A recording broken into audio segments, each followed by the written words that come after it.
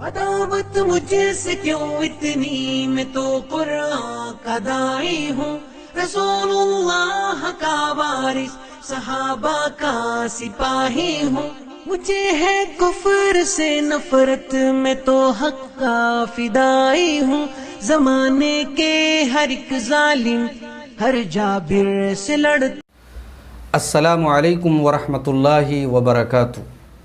الحمدللہ رب العالمین والصلاة والسلام علی سید الانبیاء والمرسلین وعلی آلہ وصحبہ اجمعین ومن تبعہم بإحسان الی یوم الدین، اما بعد۔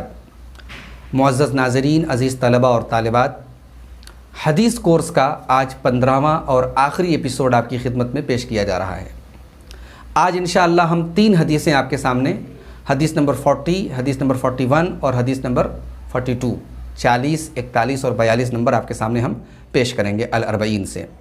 تو آئیے 40 نمبر کی حدیث دیکھتے ہیں۔ صحیح بخاری کتاب الرقاق کے اندر یہ حدیث موجود ہے اور 6416 اس حدیث کا نمبر ہے۔ بہت ہی امپورٹنٹ حدیث ہے، بہت ہی اہم حدیث ہے، اور دنیا کی حقیقت کیا ہے، دنیا اللہ کی نظر میں کیا ہے، شریعت کی نظر میں کیا ہے، اس حدیث کو ہمیں اپنے سامنے رکھنا چاہیے دنیا کی حقیقت کو سمجھنے کے لیے۔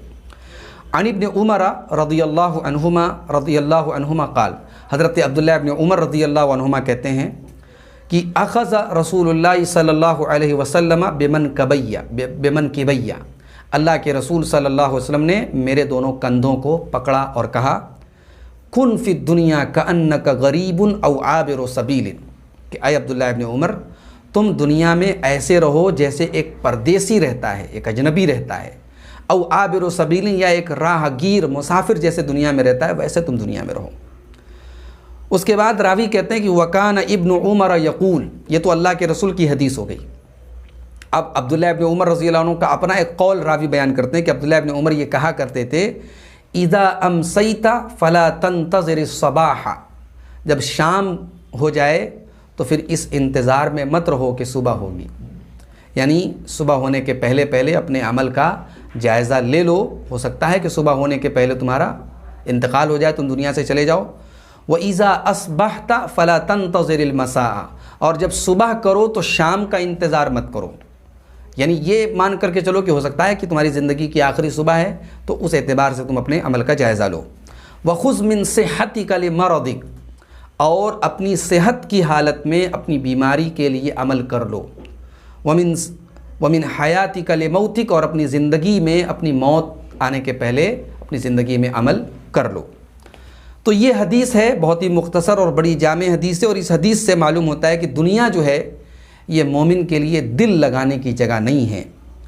دنیا ایسی جگہ نہیں ہے کہ آدمی بس یہیں کا ہو کے رہ جائے، یہیں اس کو سکون ملے اور آخرت کی فکر سے وہ جو ہے بے نیاز ہو جائے، لاپرواہ ہو جائے۔ اگر ایسا ہے تو انسان کو اپنے ایمان کا جائزہ لینا چاہیے، اس لیے کہ دنیا جو ہے یہ آخرت کی منزل کے پہلے ایک پڑاؤ ہے۔ بس ہم یہاں اپنی جو اللہ تعالیٰ ہمیں عمر دے گا وہ گزار کر کے پھر ہمیں اپنی منزل کی طرف جانا ہے، وہ یعنی پرماننٹ ہمارا جو ہماری منزل ہے وہ ہے، یہ وقتی اور عارضی جگہ ہے۔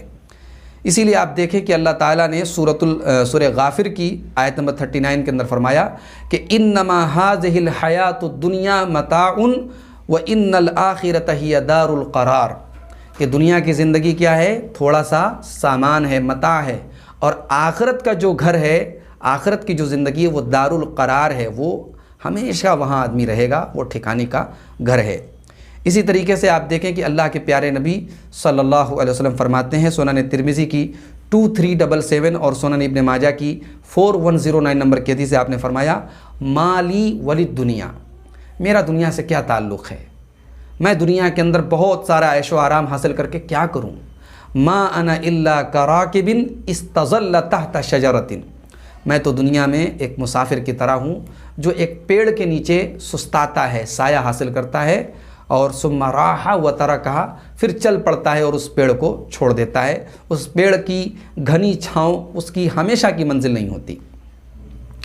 حدیث پاک سے ایک بات یہ بھی معلوم ہوئی کہ تعلیم کا ایک بہترین طریقہ یہ ہے کہ اسٹوڈنٹ کو ٹیچر جو ہے اپنی طرف متوجہ کرے، اپنی طرف اس کی اٹینشن اپنی طرف کرے، اس کو اپنی طرف پوری طریقے سے اس کی توجہ اپنی طرف پھیرے، اور اللہ کے رسول صلی اللہ علیہ وسلم نے حضرت عبداللہ ابن عمر کے کندھے پکڑ کر کے انہیں اپنی طرف متوجہ کیا۔ تو یہ ٹیچنگ کا ایک طریقہ اس حدیث سے معلوم ہوا۔ حدیث سے یہ بھی معلوم ہوا جو عبداللہ ابن عمر رضی اللہ عنہ نے کہا کہ صبح ہونے کے پہلے شام کا انتظار مت کرو، شام ہونے کے پہلے صبح کا انتظار مت کرو۔ تو اس کا مطلب یہ ہوا کہ روزانہ ہمیں اپنے نفس کا محاسبہ کرتے رہنا چاہیے، سیلف ایگزامن کرتے رہنا چاہیے اپنے آپ کو کہ ہم نے اللہ کے حقوق ادا کیے کہ نہیں کیے، بندوں کے حقوق ادا کیے کہ نہیں، کون کون سے ہم سے غلطیاں ہوئی ہیں، ان سے توبہ کر لیں، استغفار کر لیں، اور ہر دن کو اپنی زندگی کا آخری دن مان کر کے ہم چلیں۔ اور حدیث سے یہ بھی معلوم ہوا کہ موت سے پہلے زندگی کو اور بیماری سے پہلے صحت کو غنیمت سمجھیں۔ صحت کی حالت میں آپ جو نیکی کر لیں گے، اللہ کو راضی کرنے والے عمل کر لیں گے، بیماری میں نہیں کر پائیں گے، اور مرنے کے بعد تو بہرحال کوئی چانس نہیں ہے، سارا جو عمل ہے، مہلت ہے، وہ دنیا کے اندر۔ اس لیے آپ دیکھیں کہ سورہ مومنون کی آیت نمبر 99 کے اندر اللہ تعالیٰ نے فرمایا کہ حتی اذا جاء احدهم الموت قال رب ارجعون، کہ جب موت آتی ہے تو بندہ کہتا ہے کہ اے میرے رب مجھے دنیا میں دوبارہ لوٹا دے، لعلی اعمل صالحا۔ سورہ مومنون کی آیت نمبر 100 میں اللہ نے فرمایا لعلی اعمل صالحا، بندہ کہتا ہے کہ میں دنیا میں جا کر کے نیک عمل کر لوں گا، مجھے دوبارہ دنیا میں لوٹا دے۔ تو اللہ نے فرمایا کہ کلا انہا کلمۃ هو قائلها ومن ورائہم برزخ الی یوم یبعثون، یہ تو بس ایک بات ہے تم کہہ رہے ہو، اور مرنے کے بعد پلٹ کر کے جب تم جاؤ گے تو اب اس دن تک، قیامت کے دن تک تم برزخ کی زندگی میں رہو گے، تم دنیا سے کٹ جاؤ گے، اب دنیا میں تم واپس جانے والے نہیں ہو۔ اس کے بعد آئیے آگے بڑھتے ہیں، اگلی حدیث ہم دیکھتے ہیں، حدیث نمبر 41 ہے، اور یہ بہت ہی اہم حدیث ہے، اور پوری شریعت اس حدیث میں بھی جو ہے شامل ہے۔ حضرت عبداللہ ابن عمرو بن عاص سے یہ حدیث روایت کی گئی ہے۔ اس کو امام البغوی نے اپنی کتاب شرح السنہ کے اندر روایت کیا ہے، اس کے والیوم نمبر 1 اور پیج نمبر 213، جلد نمبر 1 صفحہ نمبر 213 پر یہ حدیث موجود ہے۔ عن ابی محمد عبداللہ ابن عمرو بن العاص رضی اللہ عنہ، ابو محمد عبداللہ بن عمرو بن عاص رضی اللہ عنہما سے روایت ہے، قال رسول اللہ صلی اللہ علیہ وسلم، کہتے ہیں کہ اللہ کے رسول صلی اللہ علیہ وسلم نے فرمایا لا یؤمن احدکم حتی یکون ہواہ تبعا لما جئت بہ، کہ تم میں سے کوئی آدمی مومن نہیں ہو سکتا ہے جب تک اس کی خواہشات اس شریعت کے تابع نہ ہو جائیں جو میں لے کر کے آیا ہوں، میری لائی ہوئی شریعت کے تابع نہ ہو جائے، اس کے انڈر میں نہ ہو جائے اس کی ساری خواہشات، تب تک وہ آدمی مومن نہیں ہو سکتا ہے۔ حدیث کے راوی عبداللہ بن عمرو بن عاص رضی اللہ تعالیٰ عنہما ہیں، والد بھی ان کے صحابی تھے، حضرت عمرو بن عاص جلیل القدر صحابی تھے، اور یہ بھی بہت جلیل القدر صحابی ہیں حضرت عبداللہ بن عمرو بن عاص، اور بہت ہی عابد و زاہد صحابی تھے، دن میں روزہ رکھتے تھے اور رات میں قیام اللیل کرتے تھے، اللہ تعالیٰ کے بڑے عابد اور زاہد بندے تھے حضرت عبداللہ ابن عمرو بن عاص۔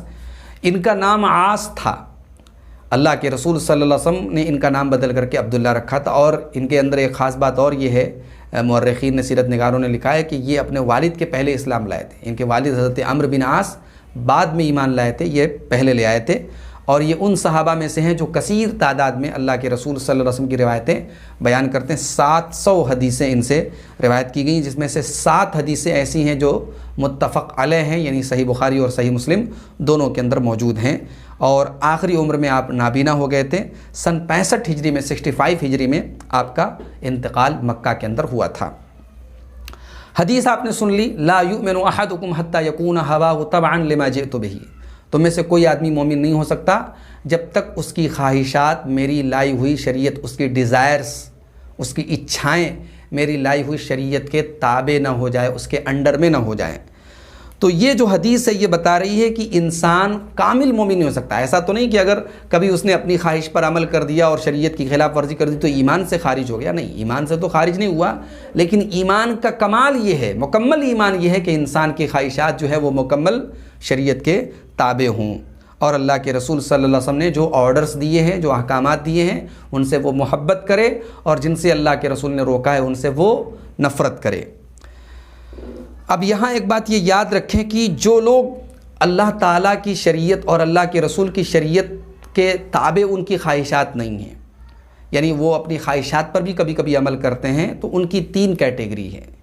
ایک وہ لوگ ہیں جو پوری طریقے سے شریعت سے بیزار ہیں، شریعت کو پسند ہی نہیں کرتے، تو ظاہر ہے کہ ایسا آدمی کیا ہے، کافر ہے۔ کچھ وہ لوگ ہوتے ہیں جو دل سے بیزار ہیں، دل کے اندر ان کے شریعت کی محبت نہیں، اللہ کی اور اس کے رسول کی محبت نہیں، ہاں زبان سے کلمہ پڑھتے ہیں، اعضاء اور جوارح سے جو عمل کرنا ہوتا ہے کرتے ہیں، لیکن دل سے بیزار ہیں، دل میں ان کے نفرت ہے اسلام کے لیے، شریعت کے لیے، تو ظاہر ہے کہ ایسے لوگ منافق ہیں۔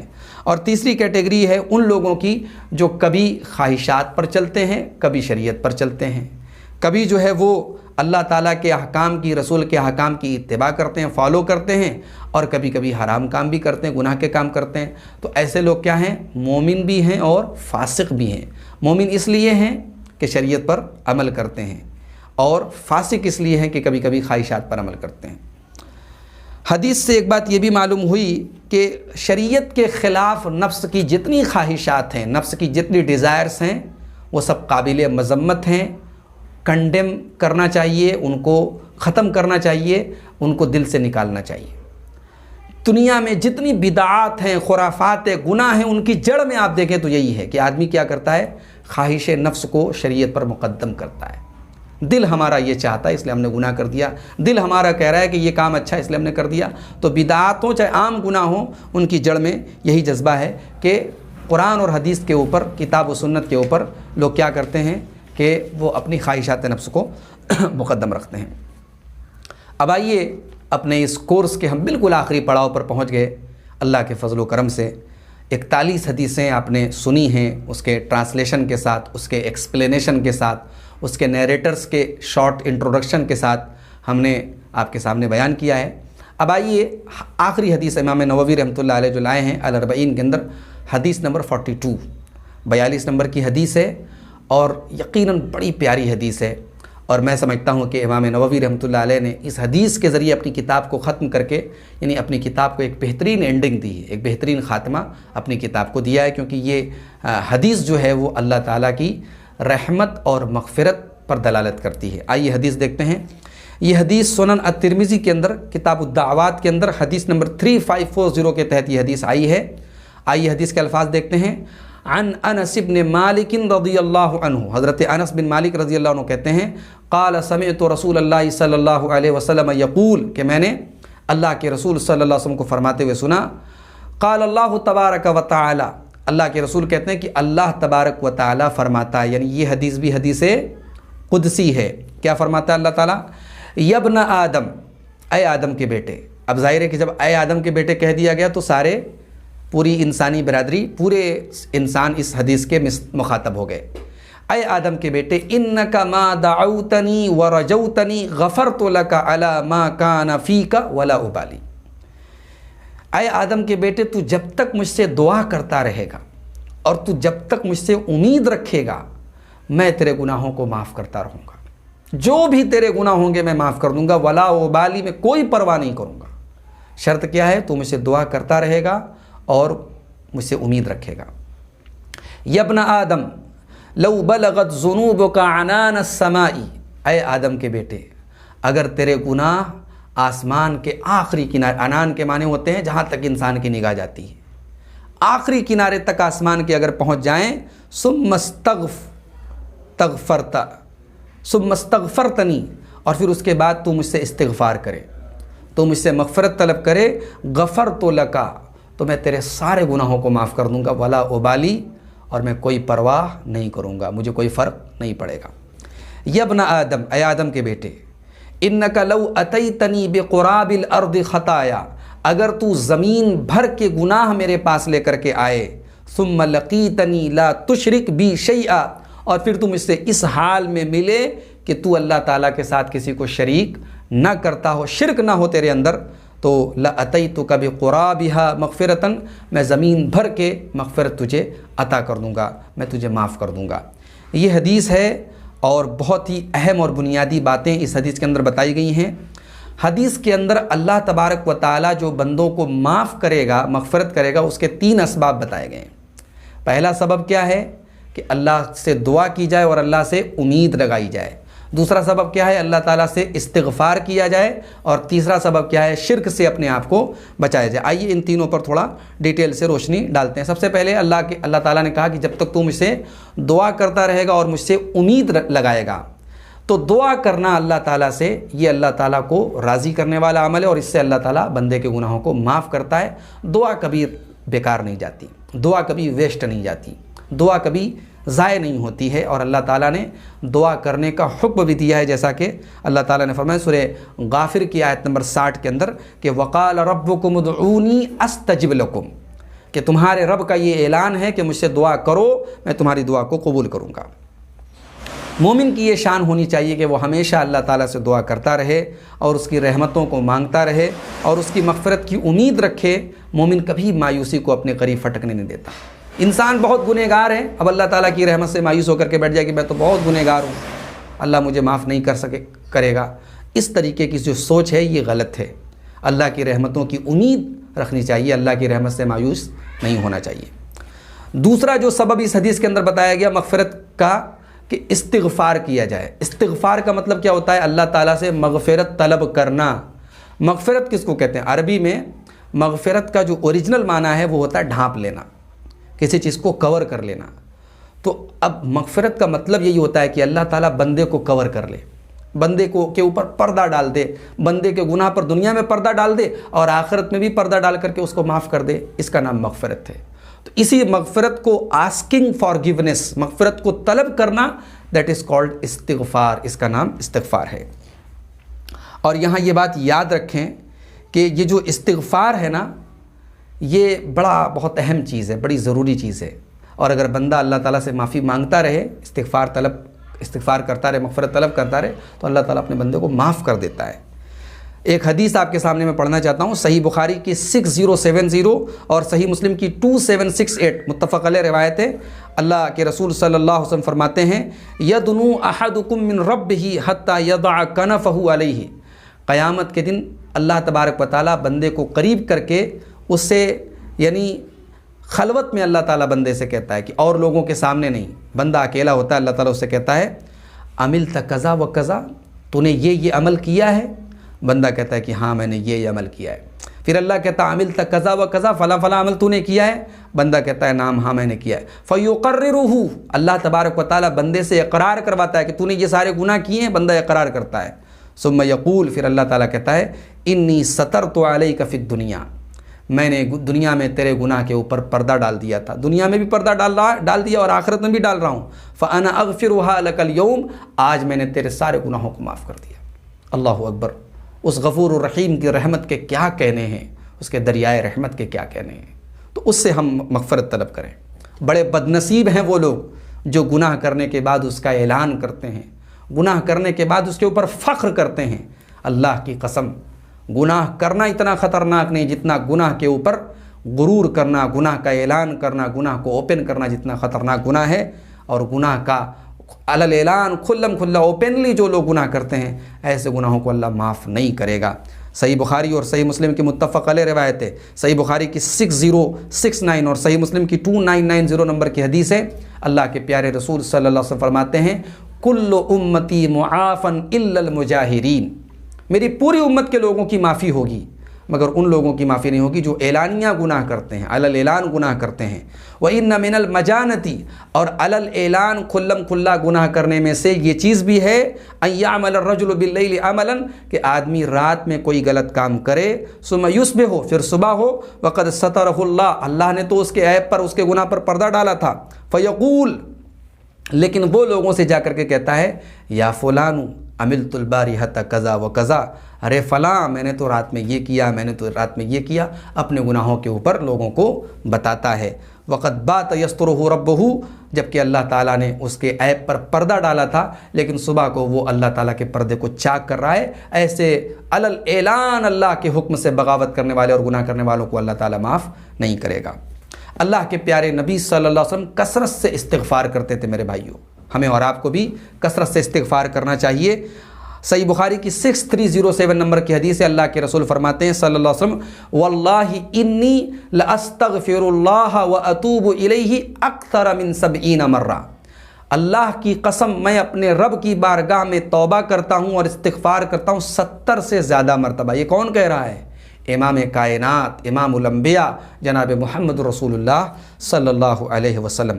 حضرت عبداللہ ابن عمر کہتے ہیں، ابو داؤد کی 1516 نمبر کی حدیث ہے، کہتے ہیں ان کننا لنعد لرسول اللہ صلی اللہ علیہ وسلم فی المجلس الواحد 100 مرہ، کہتے ہیں کہ اللہ کے رسول سے ہم نے شمار کیا، ہم نے کاؤنٹ کیا ہے، گنا ہے، ایک مجلس میں، ایک میٹنگ میں اللہ کے رسول صلی اللہ علیہ وسلم 100 مرتبہ کہا کرتے تھے رب اغفر لی وتوب علی انک انت التواب الرحیم، میرے رب مجھے معاف کر دے، میری توبہ قبول کر لے، بے شک تو توبہ قبول کرنے والا ہے، رحم کرنے والا ہے۔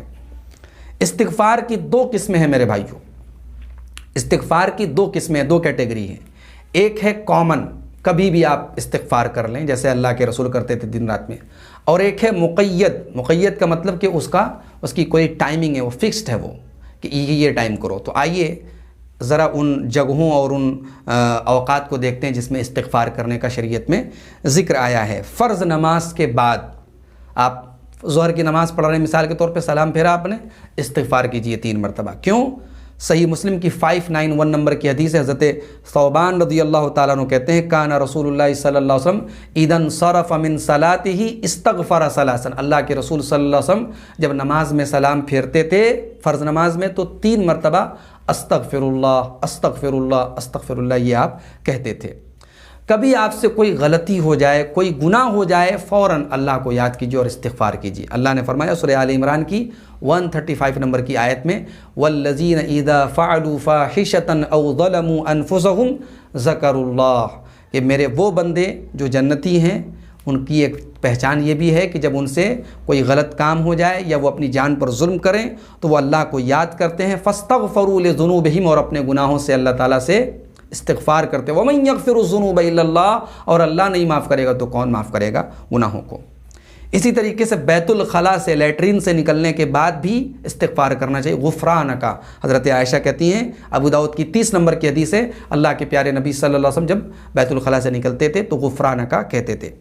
اسی طریقے سے آخری تشہد میں، نماز میں آپ بیٹھتے ہیں جو آخری قاعدہ ہے سلام پھیرنے کے پہلے، اس میں بھی آپ ایک دعا جو پڑھتے ہیں اللہم انی ظلمت نفسی، وہ بھی استغفار ہے۔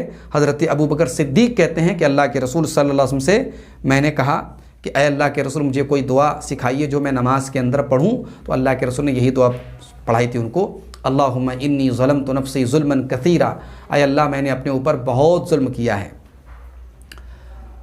اللہم انی ظلمت نفسی ظلما کثیرا ولا یغفر الذنوب الا انت، اور تیرے سوا گناہوں کو کوئی نہیں معاف کر سکتا ہے، فاغفر لی مغفرۃ من عندک، تو اے اللہ تو اپنی طرف سے میری مغفرت فرما دے، وارحمنی، اور میرے اوپر رحم فرما، انک انت الغفور الرحیم، بے شک تو معاف کرنے والا رحم کرنے والا ہے۔ یہ جو روایت ہے متفق علیہ روایت ہے، صحیح بخاری کی 834، صحیح مسلم کی 2704 نمبر کی حدیث ہے۔ اسی طریقے سے رکوع اور سجدہ کے اندر بھی استغفار کا ذکر ملتا ہے۔ اما عائشہ رضی اللہ عنہ کہتی ہیں، یہ بھی صحیح بخاری اور صحیح مسلم دونوں کے اندر یہ حدیث موجود ہے، صحیح بخاری 794، صحیح مسلم 484 نمبر کی حدیث ہے، کہتی ہیں کہ اللہ کے رسول صلی اللہ علیہ وسلم رکوع اور سجدے میں کیا پڑھتے تھے؟ سبحانک اللہم ربنا وبحمدک اللہم اغفر لی، اے اللہ تو پاک ہے، تمام تعریفیں تیرے لیے ہیں، اے اللہ تو مجھے معاف کر دے۔ تو یہ سجدے میں اور رکوع میں اللہ کے رسول صلی اللہ علیہ وسلم پڑھا کرتے تھے۔ اسی طریقے سے دونوں سجدوں کے درمیان بھی استغفار کا ذکر ملتا ہے۔ ابو داؤد کی 850 نمبر کی حدیث ہے، عبداللہ ابن عباس رضی اللہ عنہما کہتے ہیں کہ نبی صلی اللہ علیہ وسلم دونوں سجدوں کے درمیان کیا پڑھتے تھے؟ اللہم اغفر لی وارحمنی وحدنی وعافنی وارزقنی، اے اللہ میری بخشش کر دے، میری مغفرت کر دے، میرے اوپر رحم فرما، مجھے ہدایت دے، مجھے عافیت دے اور مجھے رزق عطا فرما۔ اسی طریقے سے سحر کے وقت، صبح کے وقت، جو فجر کا وقت ہوتا ہے، فجر کے پہلے کا جو وقت ہوتا ہے، وہ جو سحر کا سہانا وقت ہے، اس وقت بھی آپ اللہ سے استغفار کریں۔ سورہ آل عمران کی 17 نمبر کی آیت میں، 17 نمبر کی آیت میں اللہ نے اپنے نیک بندوں کا ذکر کرتے ہوئے فرمایا کہ والمستغفرین بالاسحار، میرے نیک بندے سحر کے وقت، صبح کے وقت استغفار کرتے ہیں۔ اسی طریقے سے صحیح بخاری کی 1145، صحیح مسلم کی 758 نمبر کی متفق علیہ روایت ہے، اللہ کے رسول صلی اللہ علیہ وسلم فرماتے ہیں ینزل ربنا تبارک و تعالی کل لیلۃ الی السماء الدنیا، ہمارا رب تبارک و تعالی ہر رات آسمان دنیا پر نازل ہوتا ہے، حین یبقى ثلث اللیل الآخر، جب رات کا آخری تہائی حصہ باقی بچتا ہے، اور اللہ تعالیٰ آسمان دنیا پر نازل ہونے کے بعد کیا کہتا ہے؟ من یدعونی فاستجیب لہ، فاستجیب لہ، کون ہے جو مجھ سے دعا کرے اور میں اس کی دعا کو قبول کروں؟ من یسألنی فاعطیہ، کون ہے جو مجھ سے سوال کرے میں اس کو دوں؟ من یستغفرنی فاغفر لہ، کون ہے جو مجھ سے مغفرت طلب کرے اور میں اس کی مغفرت کر دوں؟ تو رات میں آخری جو وقت ہوتا ہے، تہجد کا جو وقت ہوتا ہے، آخری جب پہر بچے، تو اس وقت جو ہے ہمیں استغفار کرنا چاہیے۔ استغفار کیسے کیا جائے؟ استغفراللہ بھی کہہ سکتے ہیں، رب اغفر لی بھی کہہ سکتے ہیں، رب اغفر لی وتوب علیہ بھی کہہ سکتے ہیں، اور سب سے بہترین جو الفاظ ہیں استغفار کے، یہ وہ الفاظ ہیں جسے اللہ کے رسول صلی اللہ علیہ وسلم نے سید الاستغفار، استغفار کا سردار کہا ہے۔ کیا ہیں وہ الفاظ؟ اللہم انت ربی لا الہ الا انت خلقتنی وانا عبدک وانا علی عہدک ووعدک ما استطعت اعوذ بک من شر ما صنعت ابوء لک بنعمتک علی وابوء لک بذنبی فاغفر لی فانہ لا یغفر الذنوب الا انت۔ یہ الفاظ ہیں، یہ صحیح بخاری کی 6306 نمبر کی حدیث میں یہ الفاظ موجود ہیں۔ اس کا مطلب یہ ہوا کہ اے اللہ تو میرا رب ہے، تیرے سوا کوئی معبود نہیں، تو نے مجھے پیدا کیا، میں تیرا بندہ ہوں، اور جہاں تک مجھ سے ہو پائے گا میں تیرے وعدے پر میں قائم رہوں گا اپنی طاقت اور استطاعت کے مطابق۔ اور اے اللہ میں اقرار کرتا ہوں، میں اپنے برے اعمال سے میں تیری پناہ طلب کرتا ہوں، اور میں اقرار کرتا ہوں تیری نعمتیں جو میرے اوپر ہیں، اور میں اپنے گناہوں کا بھی اعتراف کرتا ہوں، اقرار کرتا ہوں۔ اے اللہ تو مجھے معاف کر دے، تیرے سوا مجھے کوئی معاف نہیں کر سکتا ہے۔ تو یہ استغفار کے سب سے بہترین الفاظ ہیں۔ اور اس حدیث میں الاربعین کی آخری حدیث میں جو تیسرا سبب بتایا گیا اللہ تعالیٰ کی مغفرت کو حاصل کرنے کا، وہ کیا ہے؟ شرک سے اپنے آپ کو بچاؤ۔ ظاہر ہے کہ شرک جو ہے اس سے بچنا اور توحید کو اپنانا، یہ بنیاد ہے اللہ تعالیٰ کی مغفرت کی۔ اس کے بغیر اللہ تعالیٰ معاف نہیں کرے گا۔ جس کے پاس توحید نہیں ہے اس کی مغفرت نہیں ہے، اور جس کے پاس توحید ہے اس کا جنت میں داخل ہونا یقینی ہے، اس کا جہنم سے نجات پانا یقینی ہے۔ تو یہ توحید کی برکت ہے، توحید کی فضیلت ہے، اور شرک کی نحوست ہے۔ شرک وہ منحوس گناہ ہے کہ اگر ہم نے کیا ہے تو اللہ تعالیٰ ہمیں معاف نہیں کرے گا، ہمیں اللہ کی مغفرت حاصل نہیں ہو سکتی۔ سورہ نساء کی آیت نمبر 48 میں اللہ نے فرمایا ان اللہ لا یغفر ان یشرک بہ ویغفر ما دون ذلک لمن یشاء۔ اللہ تبارک و تعالیٰ شرک کو معاف نہیں کرے گا۔ شرک کے علاوہ اگر آپ نے دوسرے گناہ کیے ہیں شرک سے جو کمتر ہیں ان کو اللہ تعالیٰ معاف کرے گا، شرک کو معاف نہیں کرے گا۔ تو معزز ناظرین، اسی کے ساتھ ہمارا یہ جو ہے 42ویں حدیث کو ہم نے آپ کے سامنے بیان کر دیا، اور الاربعین کا یہ کورس مکمل ہوا۔ اس کورس کے دوران جو باتیں صحیح تھیں وہ اللہ تعالیٰ کی طرف سے تھیں، جو غلط تھی وہ میری غلطی تھی، میرے نفس کی طرف سے تھا، وہ میرے نفس کا شر تھا۔ ہم اللہ تعالیٰ سے دعا کرتے ہیں کہ جو باتیں میری زبان سے صحیح ادا ہوئی ہیں اللہ تعالیٰ ان کو قبول فرمائے اور ہم سب کو عمل کرنے کی توفیق عطا فرمائے، اور اگر جو باتیں غلط میری زبان سے ادا ہوئی ہیں اللہ تعالیٰ ان پر میری مغفرت کرے، مجھے معاف فرمائے، اور اس کورس کو تمام جتنے ہمارے اسٹوڈنٹس شامل ہوئے ہیں اللہ تعالیٰ سب کے حق میں مفید بنائے۔